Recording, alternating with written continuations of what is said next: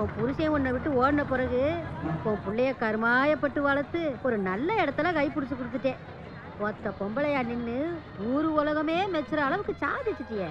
ஆஹா, இன்னைக்கு வெள்ளமாயி டன் கணக்குல கடத்துற போல இருக்கு.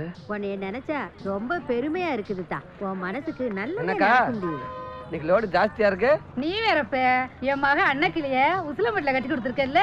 மாப்பிள லேத்து பண்ற வச்சிருக்குப்பே. சரி சரி, பஸ்ல இடம் பிடிக்க நான் வேறேன் பே. இன்னைக்கு ஃபர்ஸ்ட் நைட்டுக்கு கொடைக்கானலுக்கு போயிருமா? என்ன அண்ணக்கிளி, இது எத்தனாவது புருஷன்? கோபராத்தா மாமன் கூட வேலை வெட்டி இல்லாம சும்மா சுத்திக்கிட்டு திரியிறேன்.